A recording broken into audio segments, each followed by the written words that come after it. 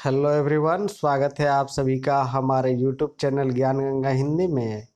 और आज हम लोग बात करने वाले हैं अक्टूबर क्रांति के परिणाम के बारे में। यानी अक्टूबर क्रांति के बाद क्या बदला। तो आइए इस वीडियो को हम लोग देखते हैं। अगर आपने अक्टूबर क्रांति के बारे में नहीं पढ़ा है तो आप यहाँ आई बटन पे क्लिक करके उसे पढ़ सकते हैं। तो आइए वीडियो शुरू करते हैं। दे रहा है कि बोल्शेविक निजी संपत्ति की व्यवस्था के पूरी तरह खिलाफ थे। ज़्यादातर उद्योग और बैंकों का नवंबर 1917 में ही राष्ट्रीयकरण किया जा चुका था। उनका स्वामित्व और प्रबंधन सरकार के नियंत्रण में आ चुका था। जमीन को सामाजिक संपत्ति घोषित कर दिया गया। किसानों को सामंतों की जमीन पर कब्जा करने की खुली छूट दे दी गई। देखिए, उन अक्टूबर क्रांति के बाद जो हालात हुई उसको अब हम लोग पढ़ रहे हैं।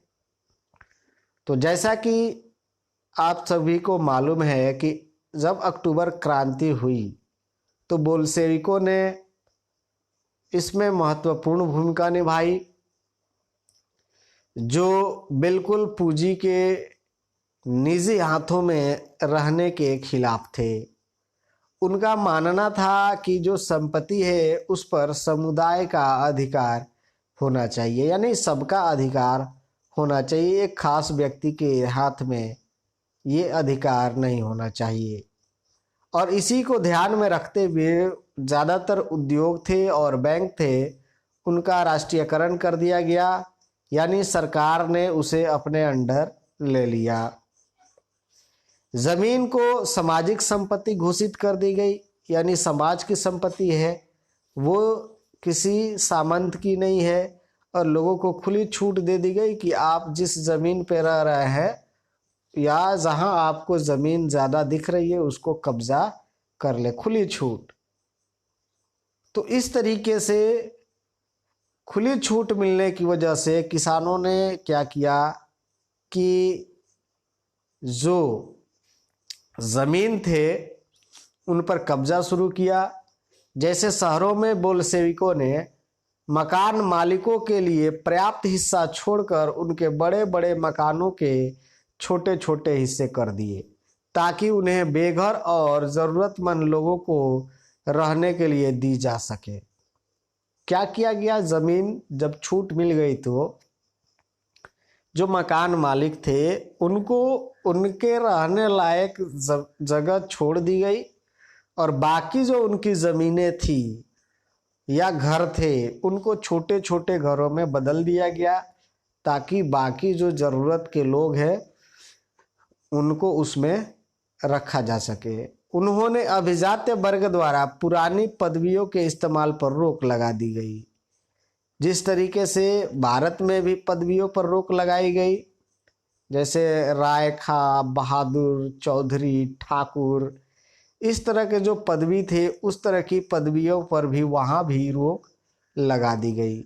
परिवर्तन को स्पष्ट रूप से सामने लाने के लिए और सेना और सरकारी अफसरों की वर्दियां बदल दी गई, यानी लोगों को नजर आए कि अब शासन व्यवस्था बदल गई है।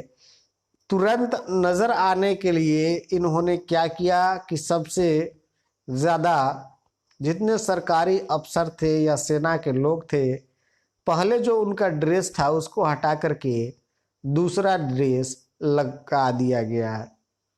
इसके लिए 1918 में एक परिधान प्रतियोगिता आयोजित की गई, जिसमें सोवियत टोपी का चुनाव किया गया। और इसके लिए एक प्रतियोगिता हुई कि कौन लोग जो है किस तरह के कपड़े ला रहे हैं, और ऐसे में वहाँ एक सोवियत टोपी का चयन किया गया, जिसे आप यहाँ तस्वीरों में देख सकते हैं।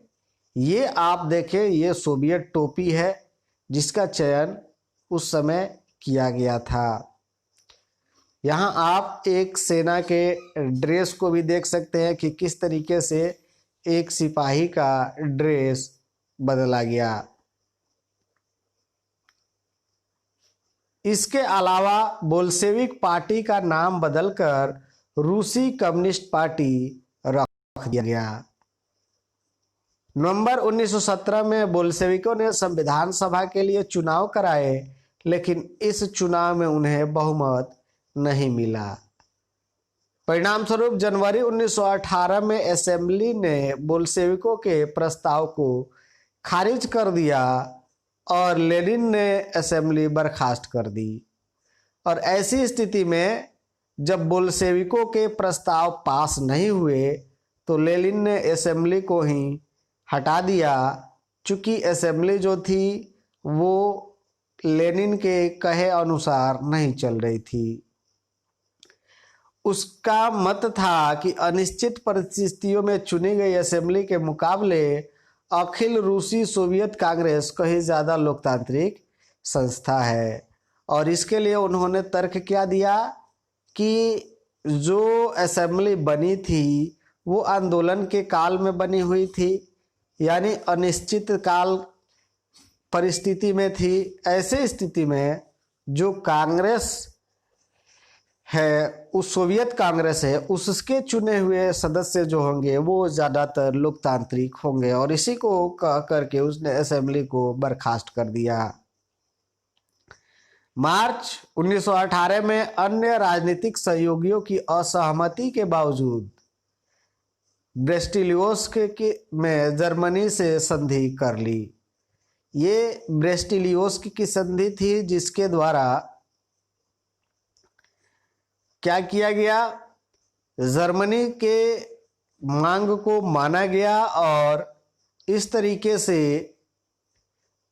बहुत ज़्यादा विरोध का सामना करना पड़ा था लेनिन को। तो ब्रेस्टिलियोस्क की संधि कर ली गई, किसके द्वारा? बोल्शेविकों के द्वारा। आने वाले सालों में बोल्शेविक पार्टी अखिल रूसी सोवियत कांग्रेस के लिए होने वाले चुनाव में हिस्सा लेने वाली एकमात्र पार्टी रह गई। यानी जो राष्ट्रीय दल के तौर पर जानी जाती थी उसमें भाग लेने के लिए सोवियत कांग्रेस एकमात्र पार्टी रह गई। बाकी पार्टी का अस्तित्व धीरे धीरे खत्म हो गया। अखिल रूसी सोवियत कांग्रेस को अब देश की संसद का दर्जा दे दिया गया और इस तरीके से उस पार्टी को ही संसद का दर्जा दे दिया गया और रूस एक दलीय राजनीतिक व्यवस्था वाला देश बन गया, यानी जहां कोई दूसरा दल न हो। तो इस तरीके से रूस जो था एक दलीय राजनीतिक व्यवस्था वाला देश बन गया। कब? अक्टूबर क्रांति के बाद। ट्रेड यूनियन पर पार्टी का नियंत्रण रहता था, यानी जो किसानों का यूनियन थे, व्यापार के यूनियन थे, उस पर सरकार का नियंत्रण था। गुप्तचर पुलिस, जिसे पहले चेका और बाद में ओजीपीयू और एनकेवीडी का नाम दिया गया। ज़्यादातर नाम आता है चेका का ही, आपको ध्यान रखना है। चेका का गठन किसने किया था? तो लेनिन ने। तो गुप्तचर पुलिस थी चेका, और ये क्या करती थी कि जितने लोग बोल्शेविकों की आलोचना करते थे, छिप करके उनके बारे में, यानी भेष बदल करके उनके बारे में ये जानकारी रखते थे और उन लोगों को ये पकड़ के जेल में डाल देते थे या उन्हें मौत की नींद सुला देते थे। तो इस पुलिस का बहुत ज़्यादा ही आतंक था और इस आतंक की वजह से रूस में लोग जो थे बोल्शेविक के विरुद्ध बिल्कुल बात करना नहीं चाहते थे, क्योंकि इतना ना ज़्यादा गुप्तचर पुलिस ने यहाँ के लोगों को डर में ला दिया था। बहुत सारे युवा लेखक और कलाकार भी इस पार्टी की तरफ आकर्षित हुए क्योंकि समाजवाद और परिवर्तन के प्रति समर्पित थी।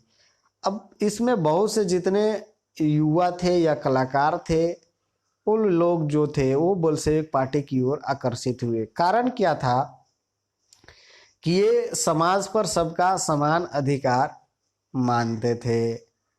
अक्टूबर 1917 के बाद ऐसे कलाकारों और लेखकों ने कला और वास्तुकला के क्षेत्र में नए प्रयोग शुरू किए, लेकिन पार्टी द्वारा थोपी गई सेंसरशिप के कारण बहुत सारे लोगों का पार्टी से मोह भंग होने लगा। और इस तरीके से 1917 में बहुत से ऐसे जो लोग थे उन लोगों ने वास्तुशिल्प या कला के क्षेत्र में नए नए प्रयोग किए, लेकिन जब सरकार द्वारा सेंसरशिप थोपी गई तो बहुत से लोग जो थे उन लोगों का समाजवादी कांग्रेस पार्टी से मोह भंग हो गया। अब सेंसरशिप क्या है? तो सेंसरशिप का मतलब होता है कि आप अपनी मर्जी से कुछ भी नहीं कर सकते हैं, उसके लिए आपको सरकार से अनुमति लेनी पड़ेगी। तो जब ज़्यादातर इसका इस्तेमाल जो होता है वो अखबारों में होता है कि अखबार वाले कुछ भी अपनी मर्जी से नहीं छाप सकते, तभी छाप सकते हैं जब उस पर सरकार की अनुमति प्राप्त हो। तो ये सेंसरशिप लागू करने की वजह से बहुत से लोग जो थे वो भड़क उठे और उनका मोह भंग होने लगा कांग्रेस, साम्यवादी कांग्रेस पार्टी से। तो बस आज के वीडियो में इतना ही। मिलते हैं एक अगले वीडियो में अगले टॉपिक के साथ। तब तक पढ़ते रहिए, सीखते रहिए, देखते रहिए। धन्यवाद।